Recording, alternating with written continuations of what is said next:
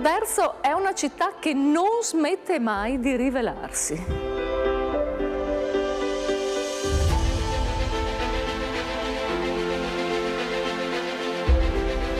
Questo è un luogo dove il tempo non passa, ma affiora.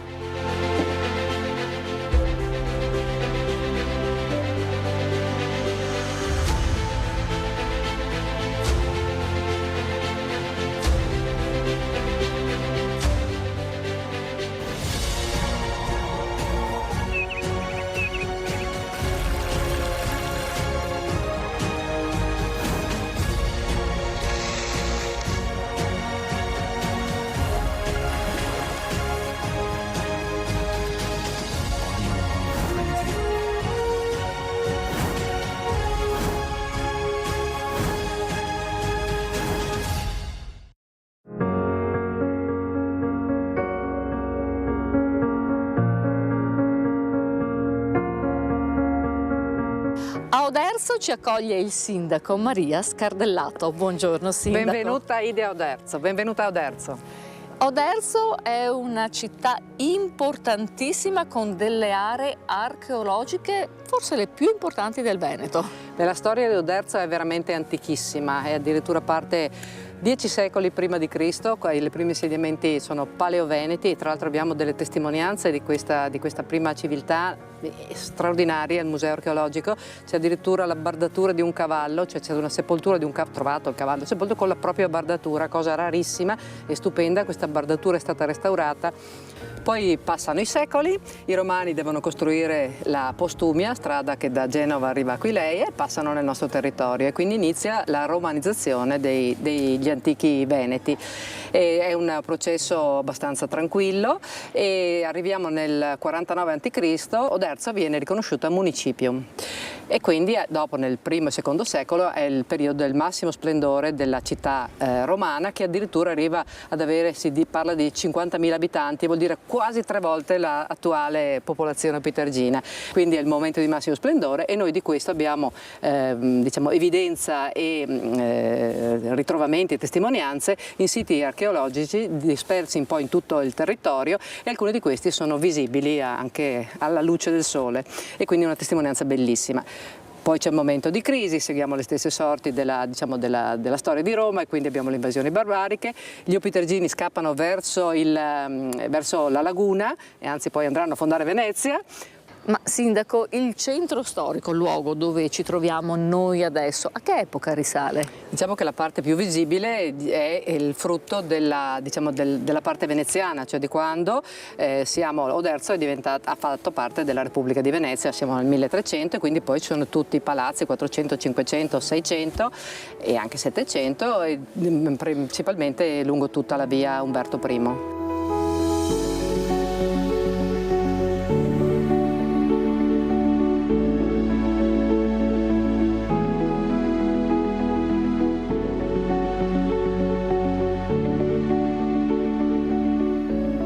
Sindaco, storia e contemporaneità possono convivere qui a Oderzo? Beh, è proprio la caratteristica di Oderzo. Basti pensare al Gellius, è l'unico posto dove un ristorante e un sito archeologico convivono magnificamente, motivo per il quale ringraziamo la sovrintendenza che ha consentito tutto ciò. Oppure c'è un altro esempio, le domus romane sono visibili sotto a un condominio abitatissimo e io spero tanto che possa succedere la stessa cosa anche in un recente ritrovamento di cui ancora non possiamo sapere perché gli archeologi stanno ancora studiando, ma mi fa sperare tanto in un'altra meraviglia da offrire a Oderzo.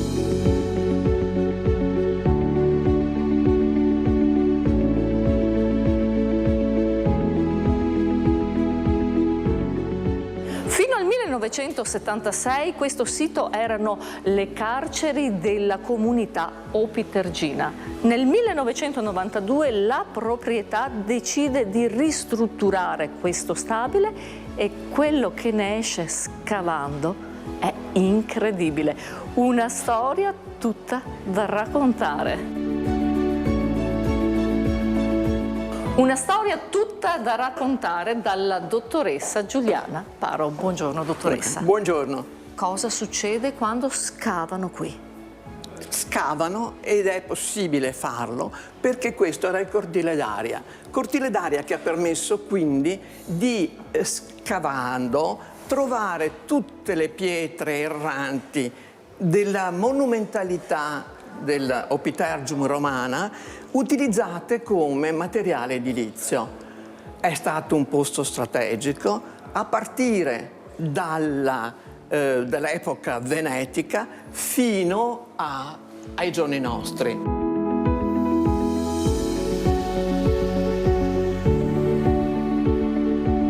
Dottoressa, noi ci troviamo all'interno del ristorante Gellius. Il visitatore curioso che arriva, cosa trova qui? Qual è la sua storia? Trova che ci sono degli elementi fondamentali, monumentali anche, sono stati esposti come fossero in un museo perché facevano parte delle fondazioni della torre bizantina, e non solo della torre bizantina ma anche della torre medievale, alto medievale. Perché sono stati utilizzati? Mancava materiale edilizio, quindi ci sono delle aree funerarie, ci sono delle edicole funerarie trovate come soglia nel torrione alto medievale, ci sono dei monumenti funerari. Ecco perché pietre erranti, perché la necessità richiedeva anche che i monumenti funerari facessero parte del materiale edilizio.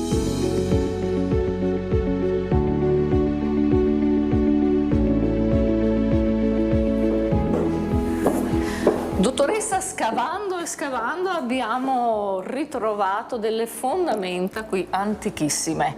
Le mura augustee, le fondazioni delle mura augustee per 20 metri, alte 6 metri, chiudevano l'Opitergium romana.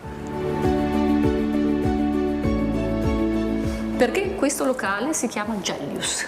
Perché alla base del torrione medievale è stata trovata la cornice di un'urna spezzata in cui Gellius Quadrumviro dedica al padre e alla di lui moglie Cesia II.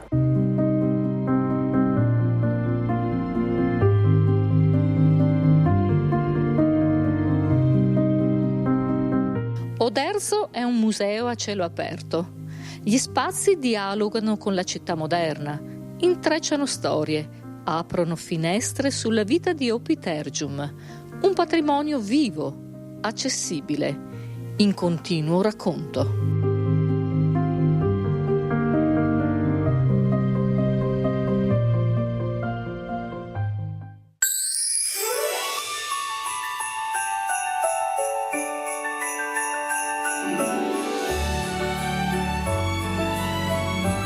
Sindaco, camminare per le vie di Oderzo all'imbronire con tutte le luci e le luminarie in un periodo natalizio è meraviglioso.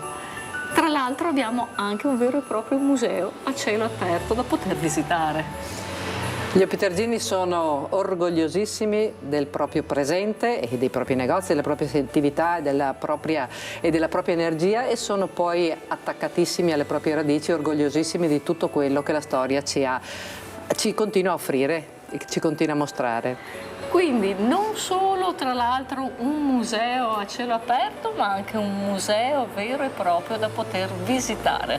E certo, invito tutti a visitare anche il museo archeologico, che conserva veramente dei corredi meravigliosi. I corredi funerari, per esempio, trovati negli anni '80 ci avevano consentito di fare una mostra che si chiamava L'anima delle cose, che è interessantissima.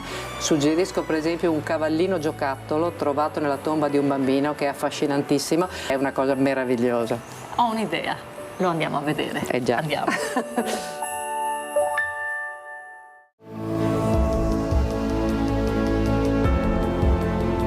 Il Museo Archeologico Enobellis è il cuore scientifico di Oderzo. Qui vengono raccolti, studiati e presentati i reperti che ricostruiscono la vita pubblica e privata della città romana.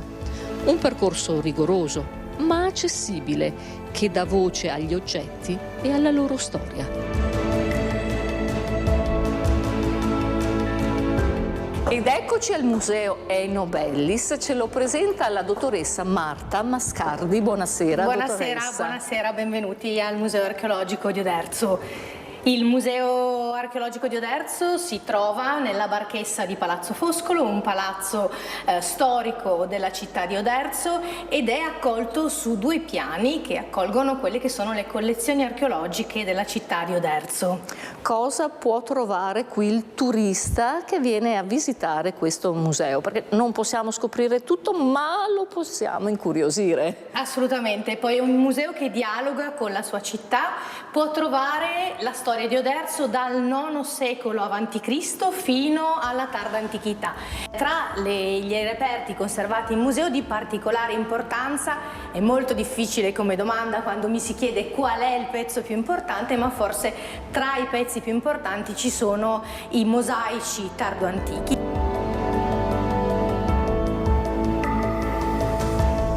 Tra le sale del museo ci troviamo ora nella sala dedicata ai materiali ritrovati nelle necropoli di Oderzo e quindi monumenti funerari, stele funerarie che ci raccontano e che ci descrivono i volti dei defunti, e oggetti ritrovati invece all'interno dei corredi delle tombe.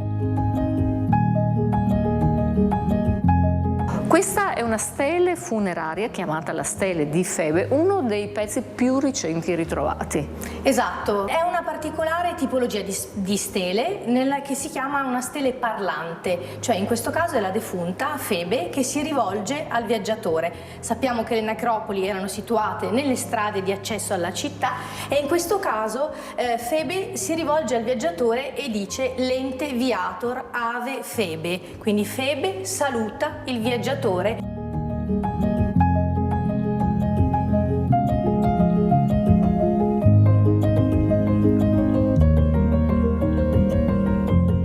Al piano superiore il percorso inizia qui con cosa? Esatto, inizia con la storia antica della città, quindi con le prime testimonianze della città veneta, abitato che si sviluppa a partire dal IX secolo a.C.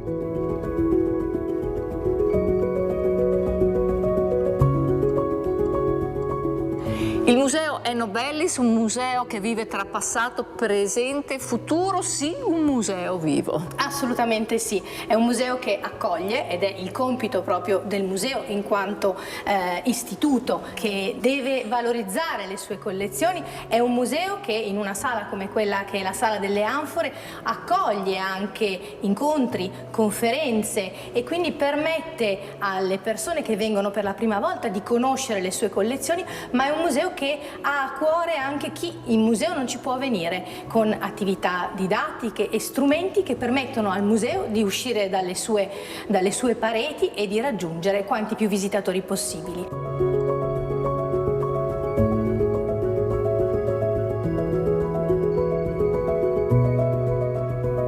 Oderzo non è una città del passato, è una città del presente che custodisce profondamente le sue radici.